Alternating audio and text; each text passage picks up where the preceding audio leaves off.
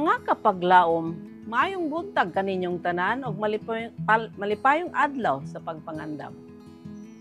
Ang atong hilisgutan karong Enero 3, gialuhan og ang mga panahon sa kahinam, bahin kaduha. Ang atong teksto makita sa Mateo 24:14. Og kining maayong balita mahitungod sa gingharian igawali sa tibuok nga kalibutan. Ingon nga pagpamatuod ngadto sa tanang kanasuran, unya moabot na ang katapusan. Kapaglaom, ang pagtuon sa tagna sa Biblia dili lamang ang reliyoso tubag mahitungod sa Francis Revolution. Ang ikaduha mao ang labing dako nga reliyosong pagkapukaw o religious revival nga maoy nakapatayog sa Amerika. Sugod sa tuig 1790 padulong ngadto sa 1840, ang ikaduhang dakong pagkapukaw nakahimo og dako kaysa bisan unsa nga laing hitabo sa kasaysayan sa bag-o pa nga nasod nga mausab ngadto sa usa ka Kristohanong nasod. Kuyog niining pagkapukaw mao ang sunod-sunod nga sosyal o personal nga reforma. Daghan ang miabot sa pagtuo nga ang dakong kalambuan sa politika o sa teknolohiya sa ulahi nga bahin sa ika-18 nga sayo o nga bahin sa ika-19 ka siglo nagsugod sa paghatag og instrumento sa paglalang og langit dinhi sa yuta. Ginatos ka mga kalihukan ang mitungha alang sa tawhanong katilingban. Ang reforma sa mga katilingban midagsa sa iyo sa ika-19 nga siglo sa halos sa bisan unsang matang mahuna-hunaan nga bahin sa tawhanong interes. Mao kadtong mga dekada nga ang kampanya sa pagwala sa pangulipon o slavery, gubat o paggamit sa alkohol nahimong dakong kagawian sa kultura sa Amerika. Dugang pa niini ang mga katilingban mitungha aron sa pagpadasig sa publiko nga edukasyon. Maayong pagtagad sa mga bungol, buta ug may sakit sa panghuna-huna o mga binilanggo, patas nga kahigayunan sa mga babae ug lalaki, rasa ug uban pa. Sa laing bahin ngadto sa sosyal nga bahin, makit-an ang mga organisasyon nga nagapasiugda sa personal nga kaayuhan, mahitungod sa reforma sa moral ug maayong panglawas, apil ang vegetarian nga katilingban sa Amerika. Ang mga relihiyoso ug dili relihiyoso nga mga pundok nagkaiusa sa ilang mga kusog ug salapi sa paglaom nga mahingpit ang katilingban pinaagi sa reforma.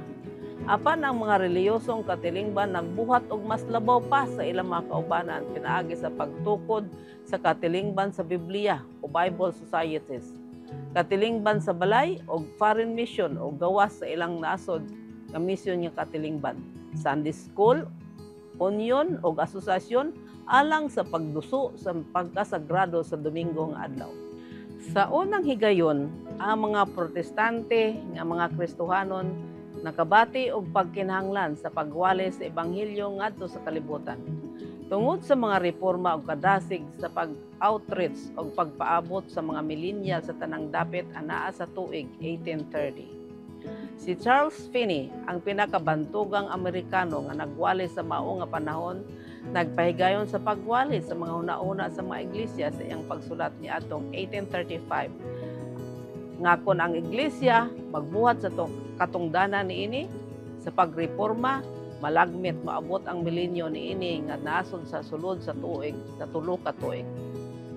Ang ideya mao nga ang reforma ug ubang mga aspeto sa pagkapukaw o awakening maoy mag-aandam sa kalibutan alang sa pagsugod sa milenyo sa pinadayag 20 nga niini ang yuta magapadayon sa pag-uswag hangtod si Kristo mobalik sa katapusan sa 1,000 ka tuig.